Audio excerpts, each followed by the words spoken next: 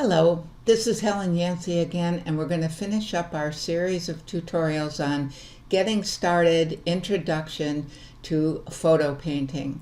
We're using a photograph called Baby Clara, and we are painting with the bare minimum of most of the things. We've talked about a lot of things in Painter a little bit, or a little bit about a lot of things. And I would encourage you to go further with this, to try the basic brushes that are included in your software. Try the very minimal things first, so you don't get scared of all the things that there are included in Painter. There's so much, but there's so little that you need to really get started and really enjoy painting. So we have imported an image. We have used Quick Clone, which is under File menu, to make a clone of the image. And in our tab for clone source, we have Baby Clara. I have another one in here with a background, which means I could use that also. And you import something in addition to your original clone by clicking this little button at the bottom of the tab. However, when you first do your clone, Quick Clone or Clone, it automatically will go into your clone source. And Baby Clara, the original photograph, is what is in our clone source. I'm working on a layer purely because I want to show you what the cloning brushes do. And it makes it much more visible when it's on a layer than if I do it directly on the canvas. The canvas, in my case, the canvas is always untouched. It is the original photograph with nothing on it. What is above it, in the layer above, is what I have used to clone from the image, or with other colors if I choose to.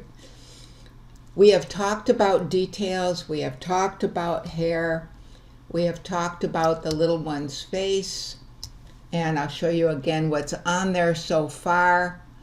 We're not doing the whole thing, I just want to get you started. But remember, there's a couple things to keep in your head all the time. One is use the brush that is the best for the size of the area where you're working. For example, if I want a brush for the forehead, I'm going to make my brush not that big, but I'm going to make my brush big enough to do the forehead without doing stripes or lines, which is what will happen if I use a little brush. If you use a little brush in this area, you have to fix the lines, and you spend so much time trying to fix the lines, where if you use a nice big soft brush, it does the job for you right away. For details, for your littlest details, you use a small brush. Normally, I would use my keys, which is Alt, Control, or Option Command to change my brush size. But since I have now done this tutorial 4 times, because every time I hit those keys it stops the tutorial and I don't know it, I'm not going to touch those keys this time. But detail is what we're about for small brushes. Details is where we use the small brushes. And you can see where I've done some detail. I haven't done them all, but I've done some detail. We worked on the fingers and that sort of thing. Today I would like to work more on her clothing and show you how I would do that. And we'll do a little bit on her arms too. But mostly I really want you to get started with this. So now, at this point, I'm going to use my captured bristle. It comes, I use captured bristle from version 15. From Painter 15. I just happen to like it. You can set your captured bristle that comes with whatever version any way you want. In Painter 17, it comes with captured bristle 2, and I like it. It's just not strong enough for me. Comes in at a big brush, a size 76, at 35% opacity, 10% grain, which is your paper grain, etc. And it's a lovely brush. I just like the one that came in Painter 15 better, so that's the one we're going to use right now. And I have set it by clicking the reset tool. I have set it to its default. I'm going to want it bigger than that. And what I want to do, what I want to show you right now, is I want to expand my background a little bit, and I want to add a little bit of color to the dress because it's drab. It's not as pretty as it needs to be, just because it's an older antique dress, and we've talked about that before. So I'm going to pick up a color with my eyedropper tool, and I can be all over the place, and I'm going to see a lot of different pixels show up. You can now affect that brush and pick up more than one pixel. If I click on that, see, I clicked on the eyedropper tool, and in 17 now I can use 3x3 average, 5x5 average, and that's nice. In previous versions that wasn't there, but that's very nice. If you use 1 point pixel, you get what you just saw me do. By using the average now, and I went back to my paintbrush, now I can pick a color. This is pretty much what the color is, but I want it lighter and brighter, so I'm going to push it over. I don't want it all the way to the white, but I want to push it over. And all I'm going to do here is touch on some highlights. Just brush in a few. Where I see the folds of the dress, which is the structure, and structure is very, very important. You don't want to lose structure. You can see that over here that's going to be too light. I'm going to leave it there because I can blend with it, but you do need to watch that kind of thing. And over here, it's probably going to be just right, and it is just right. And I'll pick up just some highlights here.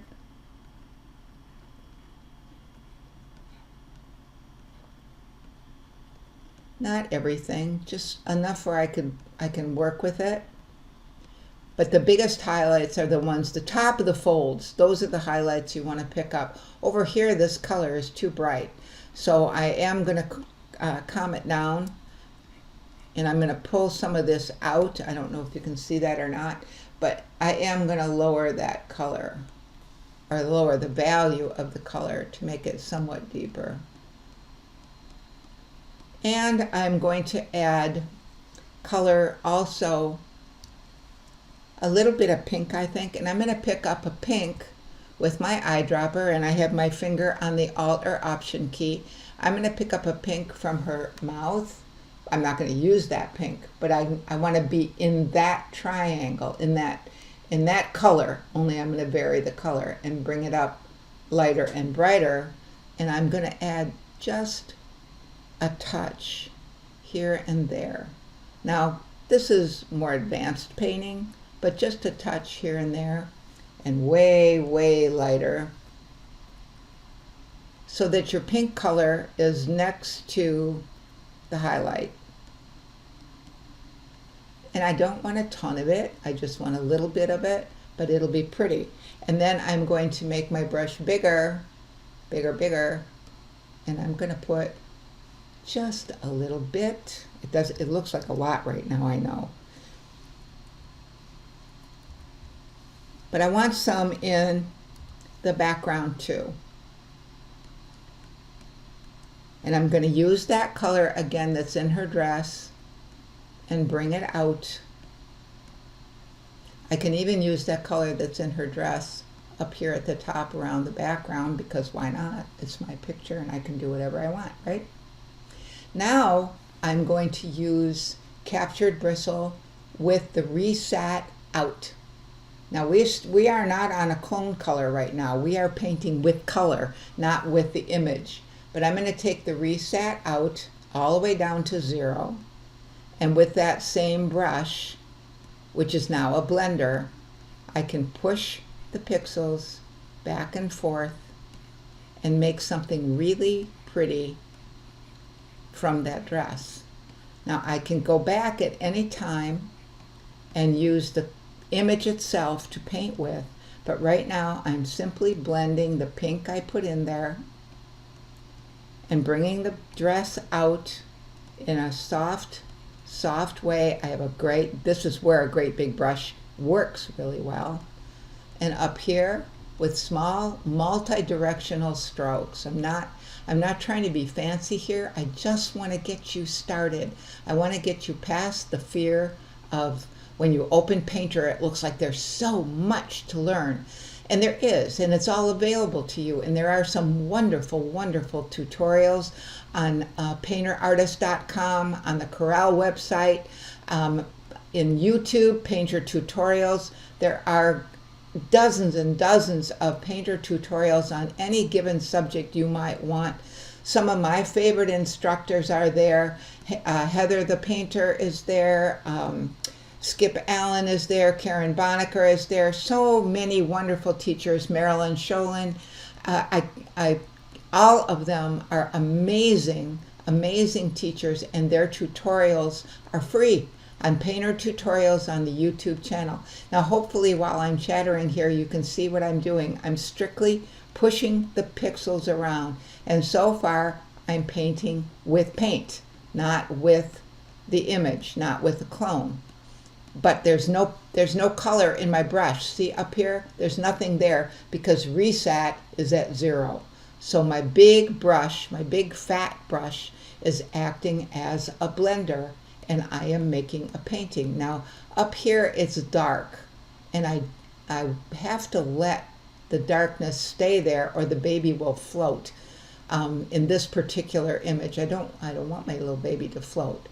So she's got to be on a blanket, and she is a little angel, but she is not floating around in heaven yet, thank God.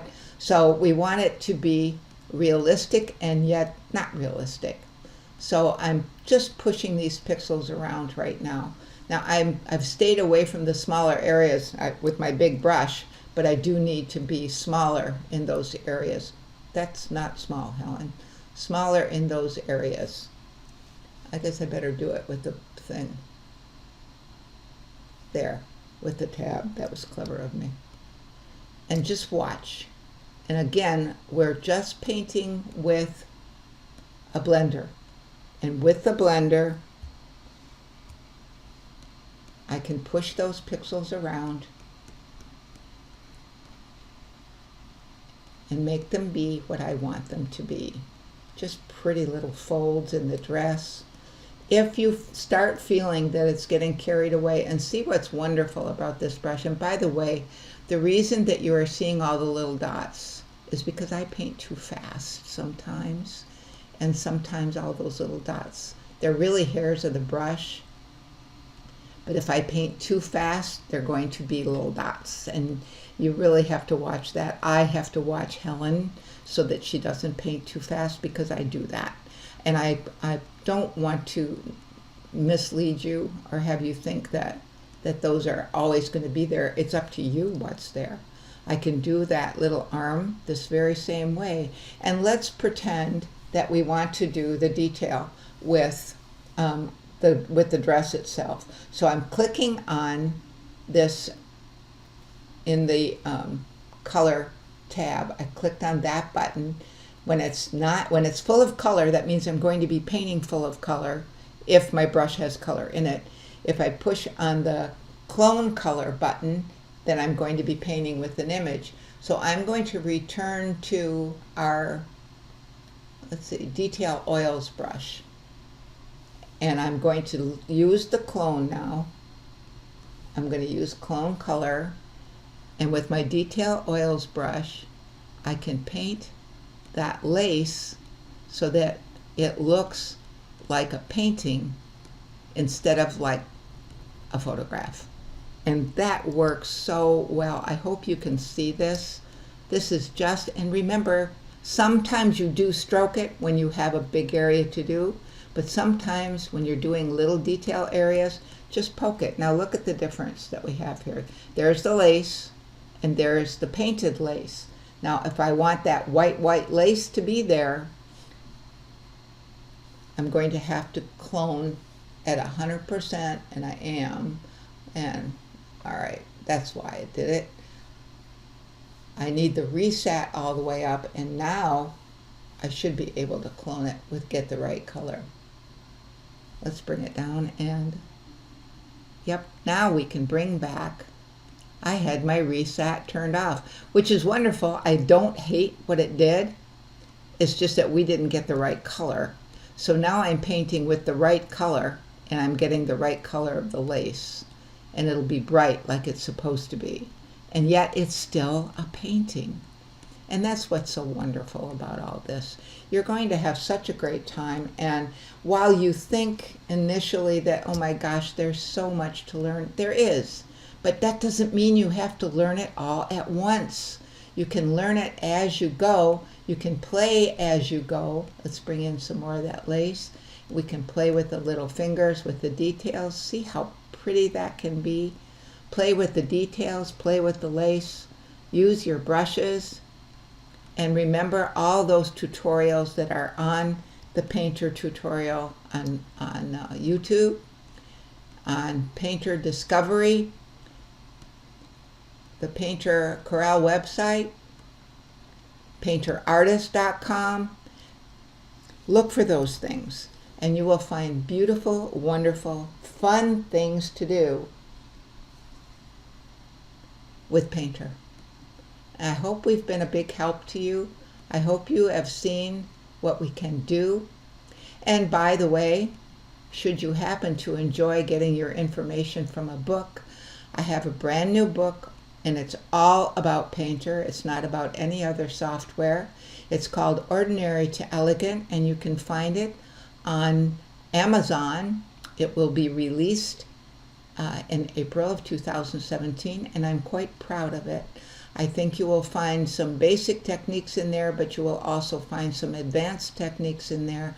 And I'm only an email away, as are all the other wonderful Corral instructors. We're only an email away. Should you need help, I don't know a single one of us that wouldn't be willing to help. So have a wonderful time with Corral Painter. Don't be afraid of it. Get out your photographs, start painting away, and we'll talk to you next time.